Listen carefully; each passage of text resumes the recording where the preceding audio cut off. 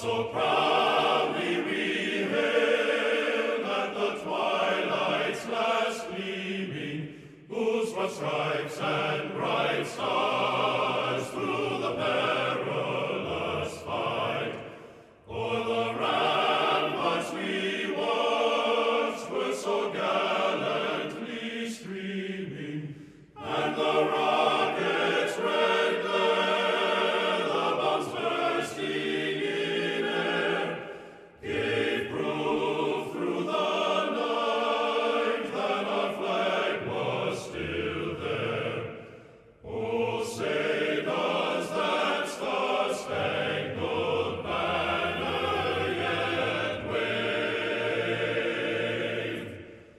o'er the land of the free and the home of the brave?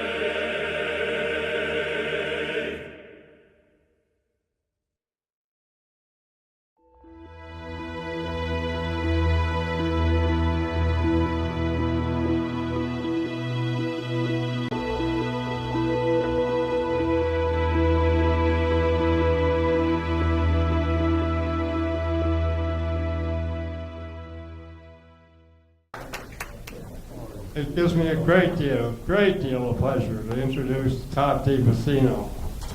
He speaks at the Swickley Village at least once a month on a variety of subjects. Today he's going to tell war stories. He's from grew up in Mount Lebanon, still lives in Mount Lebanon. He was educated, has got a bachelor's degree from high school degree from Mount Lebanon High School, bachelor's degree from Boston College, master's and a doctorate degree from Yale. He got all kinds of awards, most of them for writing about Bill Malden. He got an award for World War II. Bill Malden up front, and Eisner Awards for him and for Willie and Joe. He is one of the founders of the Veterans Breakfast Club.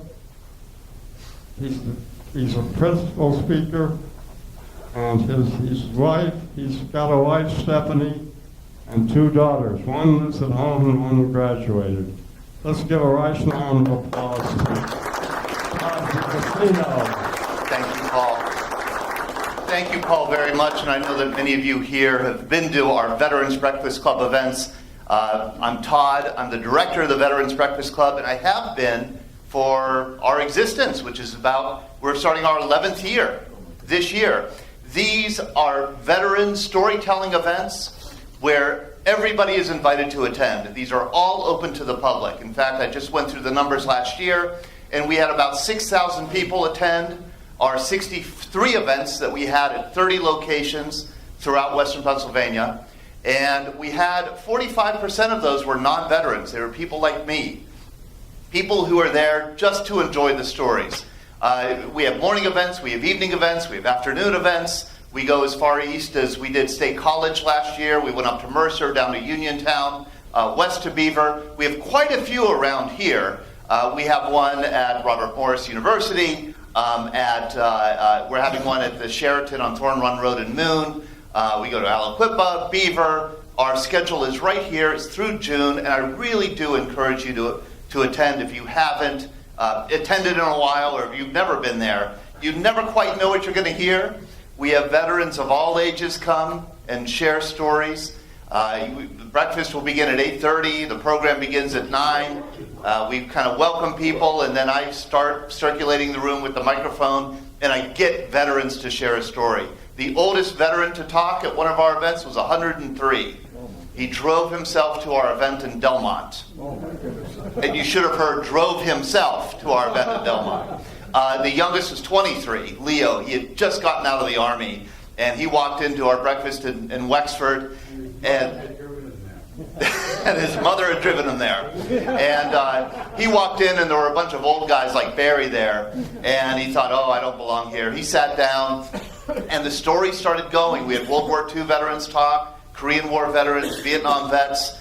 And I saw Leo, 23 years old, kind of smiling and laughing. And I went over to him at the end of the breakfast, and I said, Leo, I hate to put you on the spot, but I see you responding so powerfully to these stories. Why? What are you thinking? He said, I just can't believe after 75 years, the Army hasn't changed a bit. So everybody's welcome to attend. I hope you can make it. Our schedule is right in your hands. Please look it over and join us anytime you want. I am not a veteran. I'm a historian. I taught and I wrote history for many years. I'm not from a military family. I didn't know a thing about what armed service entailed until I started researching this book about Bill Malden, who was a World War II cartoonist. He was a rifleman in the 45th Infantry Division. He was plucked from the 45th, put on Stars and Stripes, which had the largest circulation of any newspaper in the world at the time, and he became the youngest Pulitzer Prize winner in history for his vivid, realistic cartoons of the life up front, the life in the front lines. Ernie Pyle said, that Malden was kind of doing in pictures what Ernie Pyle did in words, kind of delivering a sense of what the life on the front line was really like, because folks back home, people like me, really didn't have a clue. This is one of my favorite cartoons. It's one of his characters, Willie, kind of stepping up to a little aid station, and he says, just give me the aspirin, I already got a Purple Heart. When this book came out, the Post-Gazette did a nice review, a 2-page story on Malden, a remembrance of him. It was a Sunday morning in February, and I started getting phone calls that morning. 8:30 that morning on a Sunday morning, I got my first phone call from World War II veteran, Saul Gross, who called to say, thank you for writing this book on Malden. He was our hero. Whenever I could get a Stars and Stripes, we would open directly to see that cartoon first, and then, go about our business. And then he started telling me his story. He said that he had been in a firefight, and he surrendered. He said a German soldier came up to him, took out his dog tags, looked at them, and there was an H stamped on it for Hebrew, which meant he was going to probably go to a subcamp of Buchenwald and have a much tougher time of it. And he said this German soldier he never saw again took the dog tags off his head, went to a dead American lying near him, took the dead American's dog tags off him, and Saul went under a different name the rest of the war as a POW. He couldn't finish the story. He passed the phone to his wife, who finished it. And I hung up the phone that morning, just so grateful that he had shared a story like that with me. I started going out, giving talks in support of the book, and the people who showed up were World War II veterans and their families. And I would give my talk on Malden, and then they would come up to me afterwards and tell me their stories. A friend of mine got a group of 30 World War II veterans together in the South Hills around this time, invited me to go to give a talk, and we just decided I'll keep my talk really short and turn the microphone over to the room. And that was really our first Veterans Breakfast Club event in September 2008. And what struck me about these 30 World War II veterans who were there is how vividly they told their stories. They remembered details from decades before. And then secondly, how well they told their stories. I mean, it was like they were reading from a script, but this was real, this is history, our history. And we told them to come again and would schedule another one of these, and told them to invite their families. We had about 60 people there, and a veteran spouse came up to me and said, I've never heard any of these stories. This is the first time I've heard them talk about it. Oh, wow. And we knew that we were onto something, that there's something special. There is a way to create an environment where veterans feel welcomed and encouraged and comfortable sharing their stories. And that's what we try to achieve. You don't have to have liked the service. You don't have to have been in it a long time. We had a veteran last year who said, I was in the Army for 18 months, 2% of my life, but it's 75% of who I am. And I think that says a lot. There's something about serving in the military that stays with you the rest of your life. We like every branch of service. We even let Marines come, right, Dan? Tell them. Very much appreciate it.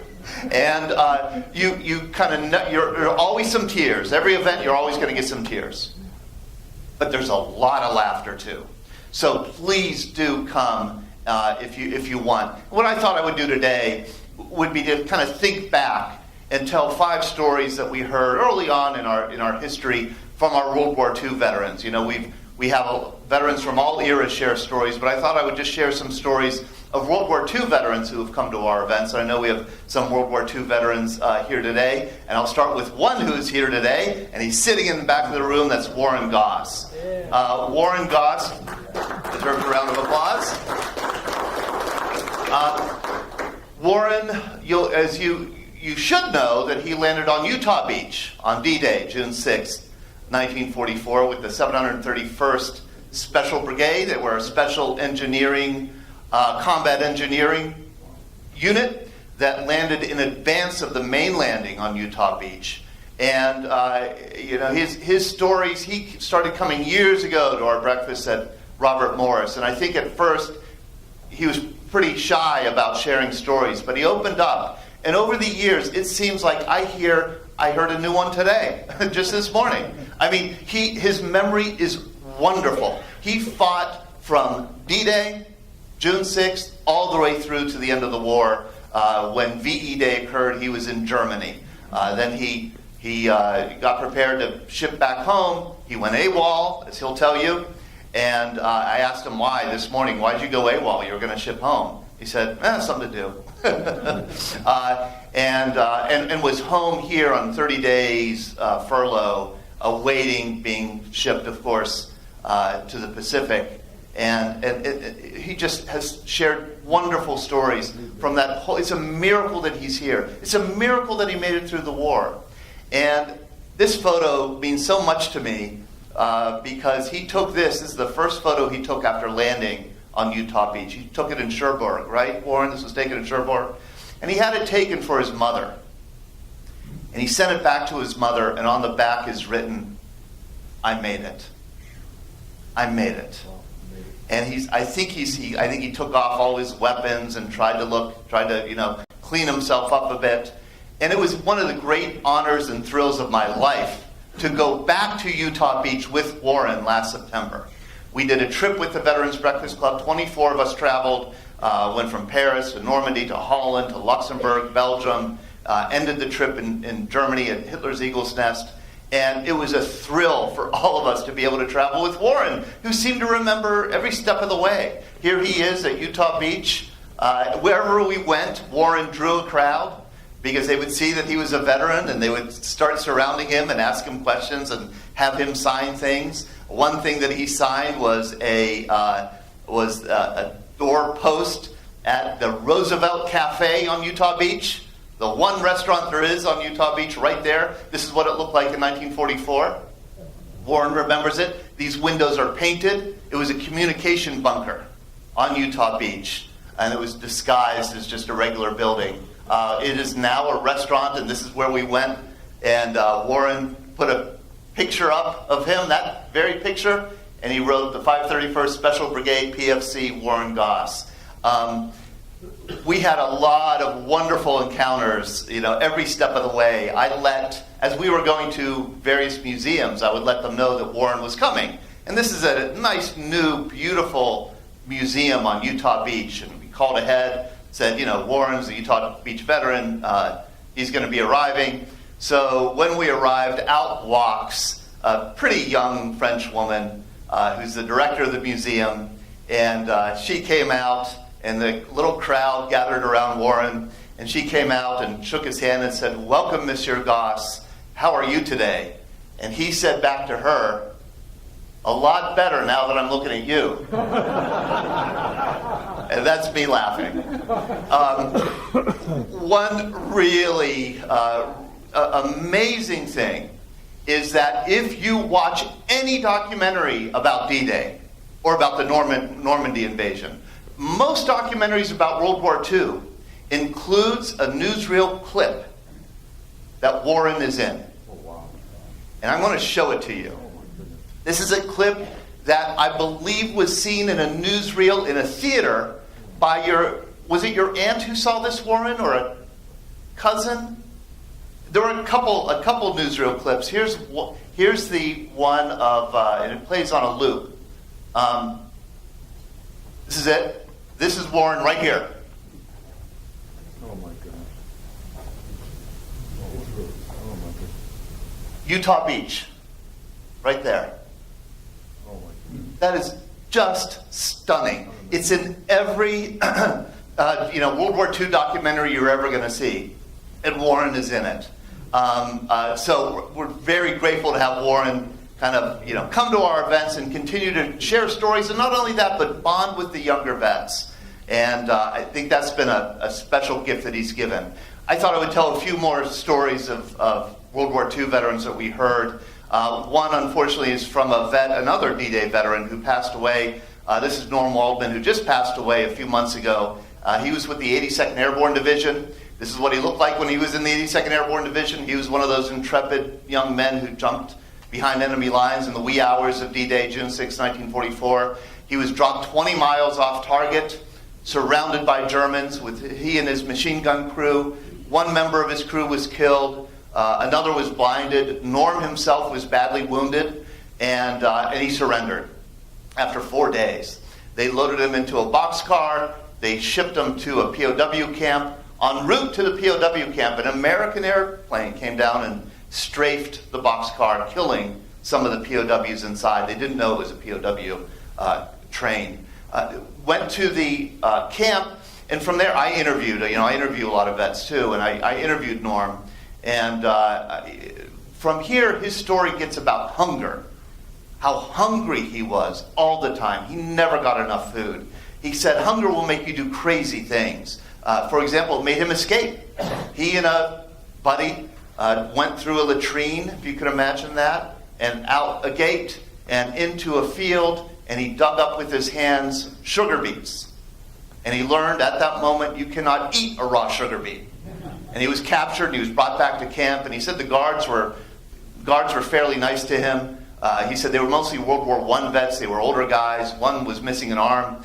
And this German guard said, "You dummy, you speak some German. Why don't you volunteer to be a prison laborer, and you'll be paid prison wages, and you'd be able to buy more food." So that's what he did. He volunteered to become a prison laborer, and they put him on a train, and they shipped him to the one city in Germany that had not been bombed, where they were building refugee housing for all the people who had been bombed in Germany, and that was the city of Dresden.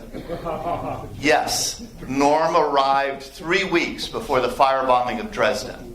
And it just so happens that that American POWs managed to survive the firebombing. They were in bunkers deep enough. Kurt Vonnegut was one of his bunker mates, down in a slaughterhouse bunker. And they emerged to a charred city. Their job was retrieving the dead. And he said the worst of it was we were so hungry all the time. There was no food. He said we were hardly guarded. We were living in a hastily constructed barracks with no windows. There was nowhere to go. And we were given a couple hours a day to scavenge for any food that we could. What we did is we looked for weeds that were still growing. We picked them, threw them into water with salt, and ate that. And we were dying in large numbers. The only ones who survived, he said, the only people who survived were the ones who caught sparrows and ate them. And I said, "Oh, how'd you do that?" And he described the process, and I'm sorry if you're going to have lunch after this. He said, you're living in this bunkhouse without windows. The bird will fly in. You got to grab it, rip off the head, rip off the feet, rip off the feathers, pull the guts out with your fingers, and pop it in your mouth and swallow it. And I went, yeah, that's the look I gave him. I said, "Ooh, Norm, why don't you throw it in that pot of water, boil it a little bit?" And he said, "You don't get it. There are 50 guys trying to take that bird from you. You've got to get it in you before they get it." That's what hunger does. He got liberated by the Red Army, the Soviet Red Army, the Ukrainian Red Army. He said, "What a liberation. I was given a rabbit hat and a machine gun, and all we did, we fought on the Eastern Front, and we executed SS. That's what we did." He said, "It got so bad," and he told this story at a breakfast, "it got so bad that I had to leave. I had to escape. And he tells a great story about stealing a horse at night, wrapping rags around the horse's hooves down a cobblestone street, and making it to an American mission. And that's how he got finally got home. He told this story early on at one of our first breakfasts. Several months later, he came back and he raised his hand at a breakfast and said, "I'd like to make a correction to a story I told a few months ago." I went over to him with the microphone, and he stood up and he said, I lied when I told my story. I didn't tell the full truth. And he said, "But I figure I'm 88 years old. What the hell? I might as well tell you the truth." He said, "The truth is, in the Ukrainian army, women served in combat. And I had a thing going with Olga. And as the end of the war was coming, Olga told me, 'You and I are going to go back to Odessa and live with my parents.'" He said, "I was really escaping Olga when I escaped the Ukrainian army."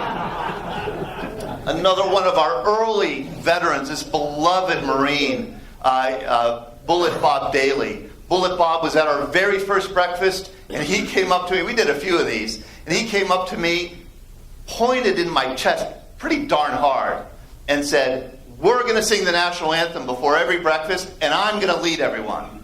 And that's how we got into the habit of starting every breakfast with the national anthem. Bullet Bob was absolutely wonderful. He told his story a few times. It really had to be pulled out of him. He told it in interviews with me a few times. We traveled together. And every time he told his story of how he got his nickname Bullet, it was a little different. But this is the story that I could piece together. Bullet Bob was 16 years old when his brother was killed on the Bataan Death March. He decided he was going to avenge his brother's death by joining the Marines. He went to join, and of course the Marine recruiter said, "Try the Boy Scouts, kid," And so he went to his parish priest, an old Irish priest, who was visually impaired, and he said, "Father, I need a new baptismal record." And the priest said, "You just fill out the dates and show me where to sign." Bullet Bob wrote in the wrong dates, and he got into the Marines. He said the second he did that, he realized he had lied to his priest. He had lied to God, and worse than those two things, he had lied to the Marine Corps. And he was sure that he was going to be found out. He spent his 17th birthday on Saipan in combat. If you know about Saipan, it was defended by 29,000 Japanese soldiers. 29,000.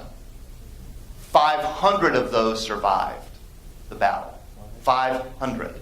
Bullet Bob told a story about one night after he had been in Saipan for 2 weeks in combat. He and a buddy got separated from the main unit, and they ran across this Japanese tank that was kind of half sunken in the island of Saipan. And they hit upon a plan to capture, he said, the tank inhabitants. I don't think the plan was to capture them at all. We weren't taking prisoners on Saipan. He was a BAR man. I think the plan was, the BAR, the Browning Automatic Rifle, kind of a light machine gun. The plan was to wait until morning. The tankers would have to relieve themselves. They would climb upon the tank, this hatch would flip open, and they would capture the men inside.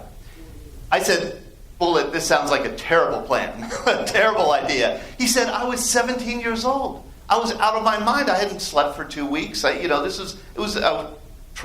was traumatizing. I wasn't thinking right." But they did. They climbed up on this tank. The hatch flipped open. There's Bullet with the BAR pointing into the tank. And it's just at that moment when Bullet Bob realizes he's out of bullets. He has no ammunition. And he said a miracle occurred that I think haunted him more than anything of the war.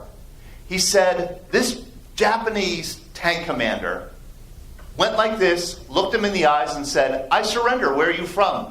In perfect English. He said, "This guy spoke better English than I did." And he called out the other tankers, and they all surrendered, and they were walking. Bullet led them to the command post. And the whole time, he said, this Japanese guy is talking to him in perfect English about how he graduated from UCLA. He spent years in California. He traveled the whole country. "Hey, do you know so-and-so who lives in Pittsburgh? I've never visited Pittsburgh." Bullet said he could not process that this Japanese enemy was just speaking in such a familiar way. They got to the command post. Sure enough, Bullet Bob gets chewed out by his sergeant for taking prisoners, hands these guys over. Bullitt said he always assumed these 3 or 4 men had been killed. Flash forward to 1979, Bullitt Bob is now an architect. He's at the McCormick Convention Center in Chicago. And he said a man at the Panasonic booth staring at him. And he makes a beeline for Bullitt, comes over and says, "You took me prisoner on Saipan in 1944. One of the oldest veterans to share his story at our events is this guy, Bernie Cano. Bernie died a few years ago at age 102. He died on Pearl Harbor Day, the day after he had just received a award for being the oldest living Eagle Scout. Bernie, if you asked him his secret for longevity, he gave you a one-word answer: blondes.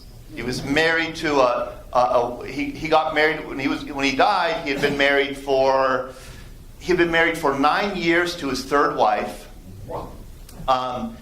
He had gotten married at age 93 and had taken her to Paris for the honeymoon. They didn't have any children. Bernie was so old that he remembered World War I vividly, growing up in England and being bombed by Zeppelins. He was so old that in 1928, as a 16-year-old Eagle Scout, his Eagle Scout project was to drive this REO Speedwagon from New York City to San Francisco on the Lincoln Highway. We interviewed Bernie, and when he talked about that, I think I didn't appear sufficiently impressed by that achievement. And he had to explain to me, there weren't roads.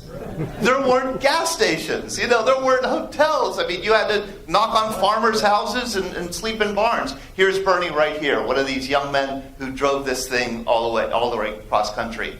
He was so old by the time Pearl Harbor happened, he was a professor of metallurgy at Columbia University, and he enlisted in the Navy and became a naval commander, and he served at Dahlgren Proving Ground in the Projectile and Armaments Division. Bernie was one of the first veterans to attend our events, and as the World War II veterans were talking, he came to me disgruntled. He said, you're only letting the young guys talk.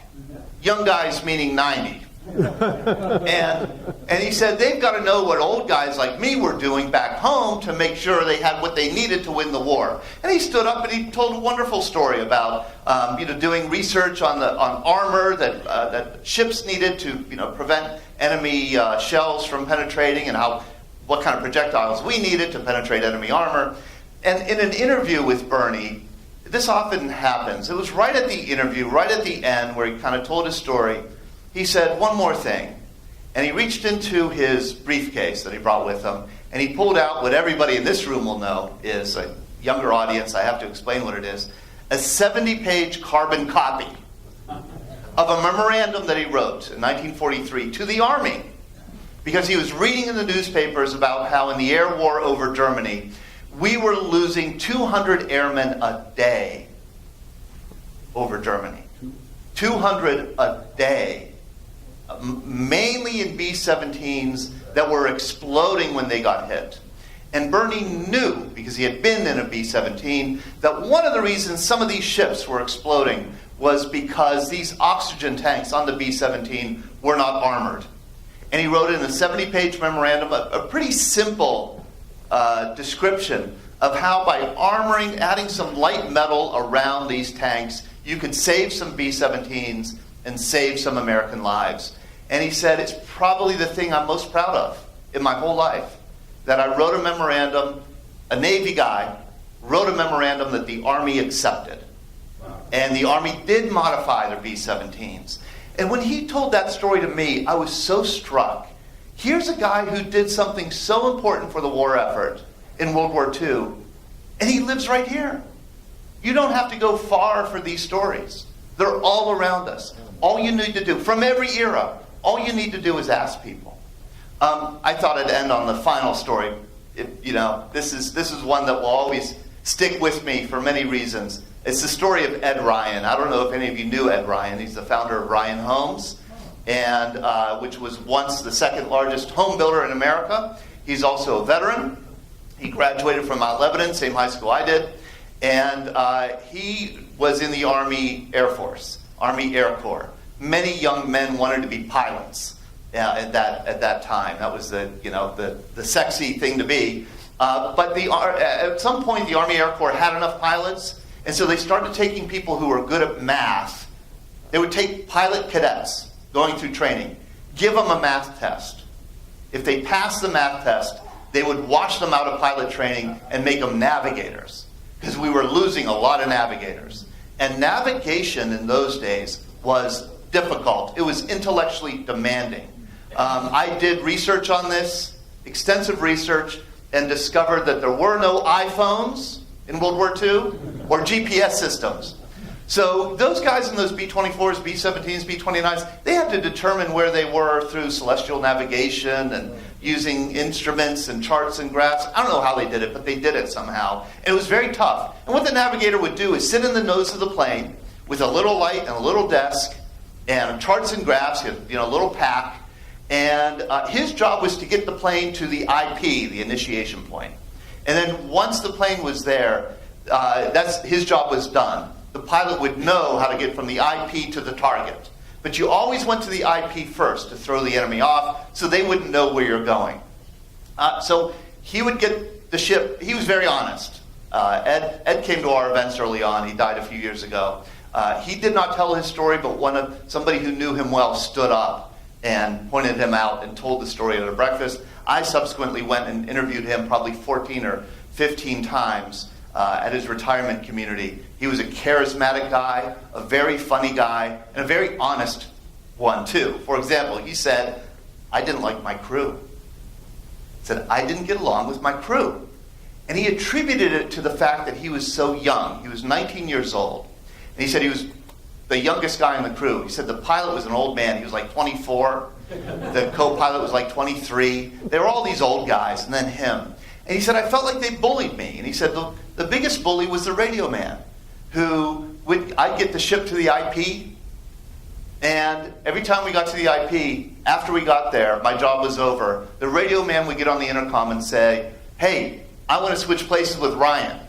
I want to get into the nose of the plane, help toggle the bomb bay doors," because the bombardier was up there too, to open the bomb bay doors, and I want to see the bombs drop. Where the radio man was behind the cockpit, he couldn't see bombs drop, and he wanted to see the bombs drop. And every time he would ask to do this, the pilot would say, "No, shut up, don't be stupid, or you're not doing that." But then, on the 13th mission, Friday the 13th, October 13th, 1944, in a mission over Vienna, Ed got the ship to the IP, just as he had always done. The radio man gets on the intercom, like he's always done, and says, "Ryan, I want to switch places with you. Let me switch places with you." The pilot this time says, "Ryan, let him do it. We'll let him do it just this once." And Ed said he was so angry. He felt bullied into it. He said, if I'd been 20 years old, I would have said no. But he felt he had to do it, and he started packing up all. He said it was a pain. I had to pack up all my stuff in my little pack. I had to turn off my little light. I had to put off my little desk. I had to take off my parachute. He said, because these planes aren't made to move around in while you're on a mission. And he said that I started heading back towards the rear of the fuselage. He started heading up. And he said, we just squeezed past each other. And he said, right about when we squeezed past each other, we got hit. And you could hear it. He said, you could hear it by the engine. One of our engines got hit. This is that plane, the Betty Coed, on that mission, October 13th, 1944. I found it in the National Archives. And this is the engine that got hit. You can see that it's smoking here. You could also see the black puffs of smoke, which are anti-aircraft shells exploding. He said, you're so used to the engine, the sound of the engines, that a little change, you notice it right away. And he said, not a big deal. These planes have been hit before. You could get home on 2-3 engines, you could get home on one engine working properly. But he heard it. He said, it could not have been 2 minutes later Ed, he said, because I had just gotten around behind the cockpit, but I hadn't put on my parachute. He said, we got rocked. I mean, a shell exploded right outside the nose of the plane and took the nose off immediately, killing the radio man and the bombardier. He said, if I had been there 2 minutes earlier, I would have been killed. A fireball went through the fuselage. Ed was on fire, and if you knew Ed Ryan, you knew that he was badly scarred on the left side of his body. And his left arm, he could move it, but his hand was like a claw. The only thing he could do was touch the tip of his thumb and forefinger. Fireball goes through the fuselage. Co-pilot's mortally wounded. Pilot's on fire. Ed said, I'm on fire. The pilot gives the abandoned ship order. And if you're an Air Force veteran, you know that there's a rule in the Air Force, just like in the Navy. The pilot is the captain of the ship and has to be the last one off of it. Ed swore that he looked at the pilot and said, sir, I can't abandon ship. I don't have a parachute. And he swore that the pilot said, you are now captain of the ship. And the pilot threw himself through the bomb bay doors. Ed said, I reached up, I saw my parachute, I reached up, slung it over one shoulder, and threw myself through the bomb bay doors, trying to do just what the pilot had done, but I hit my head on the catwalk.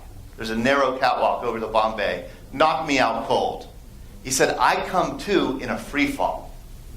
7,000 feet, 5,000 feet. He said, it had to be below 10,000 because I'm on fire. And he said, I was on fire, I was in a free fall. He said, strange as it sounds, it was very peaceful. I felt like I was flying. And I had to kind of remember that I'm falling and I need to pull my parachute. And I started patting myself down, trying to pat the fire out. He pulls the ripcord of the parachute. Imagine this, slung over his shoulder. The balloon, the parachute just mushrooms open above his head, jerks him upwards, and dislocates his right shoulder. So he's in searing pain on his right side. He's badly burned on his left side. He's holding his right arm, which is kind of dead, with his left arm, and he's floating down over Vienna. And he said, I was too high, and I was going too slowly, and I was in too much pain. I knew I was going to let go. And it's just a matter of time before I let go. And when I did, I would slip through the harness, and I would die. And he said, believe it or not, there I am, 19 years old, over Vienna, and I start to cry. Because I'm thinking of my mother on Vernon Drive in Mount Lebanon, getting a telegram telling her that I'm dead. He said, and just as I'm thinking about this, I start to pick up speed, which is a miracle. I'm approaching the ground faster because holes are appearing in my chute because Germans are shooting at me. He said, I hit the ground, wham!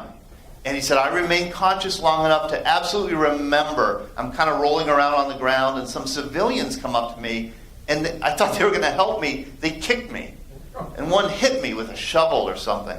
And he said a truck drove up, and a German officer came out and fired into the air, just like in the movies, and said, get away from this man. He's a POW. And they threw me in the back of the truck, and that was the last thing I remember. So 2 weeks later, I wake up in the infectious disease hospital in Vienna. And I awake, and there are 4 American airmen in beds here. There are 4 American airmen in beds here. 2 nuns here, and a doctor, an Austrian doctor. The doctor is speaking to me in German, the nuns are translating, and they're explaining, we found you in a hallway in a hospital across town. You probably had 24 hours to live, you were badly infected. We brought you here, nursed you, round the clock for 2 weeks and saved your life. You're welcome for that. In return, here's what you're going to do for me. I'm on your side. I'm helping with the resistance. But when we get liberated, the Russians are going to liberate us. And when the Russians liberate any place under Nazi occupation, they execute who's ever in charge. So they're going to execute me. You have to save me. You have to vouch for me when they come. And so that you're going to be around, I'm going to have to keep you a little bit sick. Ryan became the 9th airman to make this deal. To be kept sick in a hospital, he was injected with something, sepsis. It kept him sick. Because the Gestapo came every week and took patients who were well enough to go to a POW camp.